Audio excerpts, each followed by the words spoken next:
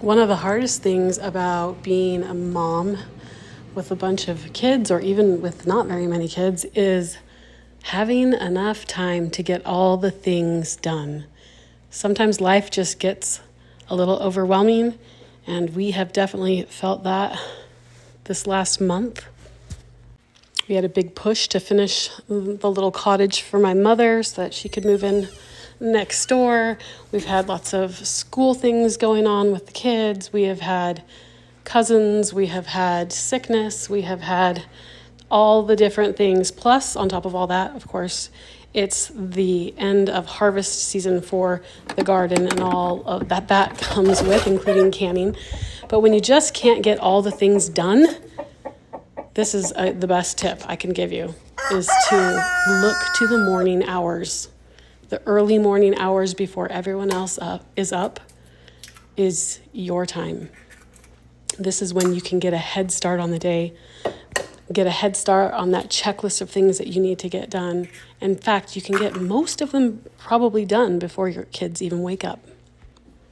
I am not claiming to be a morning person. I'm a night owl by nature.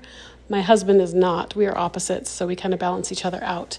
But on this morning, I was excited to get up early with the sun and to enjoy the sunrise and to enjoy the chickens, to get some things done around the house before my kids even got up. And one of those things on my list was to make this sourdough pumpkin muffin recipe, which is on the blog at farmhouseharvest.net, and I will link it below. I love pumpkin, I love sourdough, and there's nothing better than combining the two.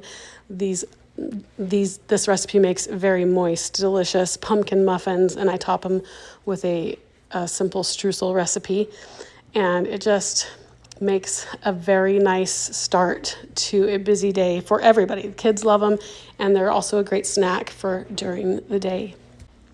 On this day, I decided to add a little tiny bit, so a quarter of a teaspoon of cayenne pepper, to give these muffins a little bit more warmth than they have. So they're seasoned with like all the seasonings of a pumpkin pie spice. But I decided just to add a tiny bit of cayenne pepper to that and make them warming in more than one way. So they warm you up from the inside, literally.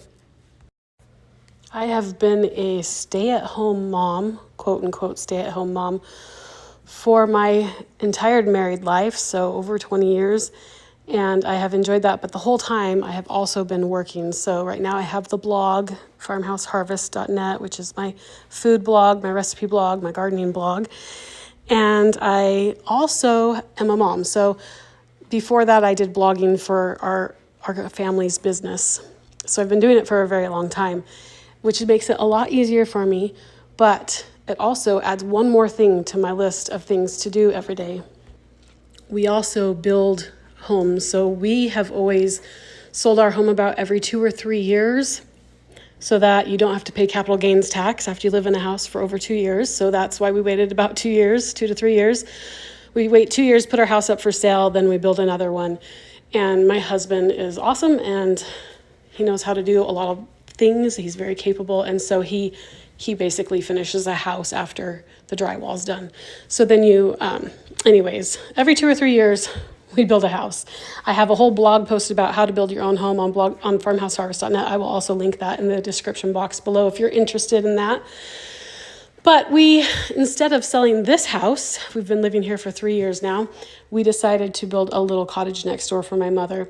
And that just adds another level of stress, another level of things you got to get done every day, projects you have to get done every day. So we've got work, we've got a big family, we are building, and all the things, the garden, canning, harvesting, everything can be a little overwhelming, but getting up early, making a batch of pumpkin sourdough muffins or something nourishing and delicious for your family, the morning hours are just perfect for getting work done.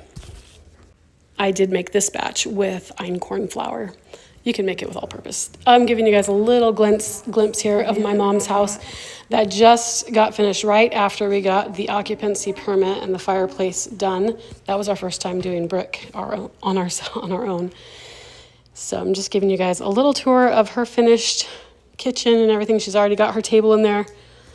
And she is, right now, as I'm speaking, she is living in this house, and she's got her living room set and everything in there. But I decided to sneak in there before they moved in and give you guys a little short little tour of the main living area and how it turned out. I think it's super cute. We just did butcher block countertops where there was no sink because we didn't want it where the water was. And then there's a Corian countertop in the island where the sink is. And my husband's really good at building these vent hood covers that I think are beautiful.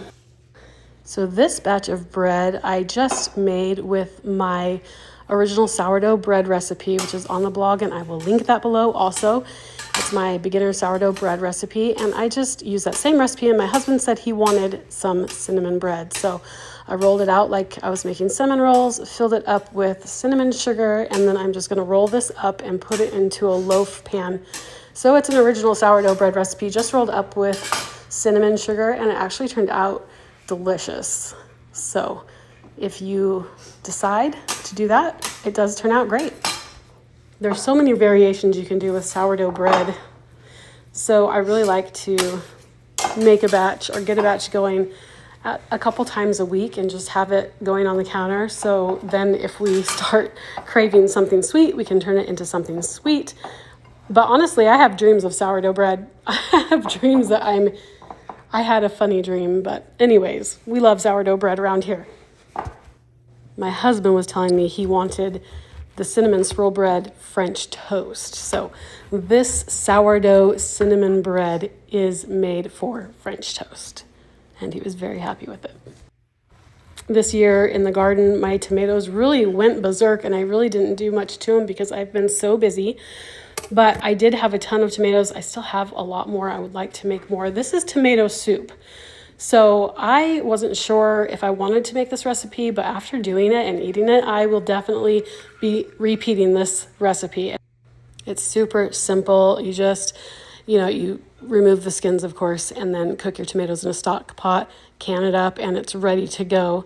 Definitely recommend that if you are doing canning from home and putting up some food storage.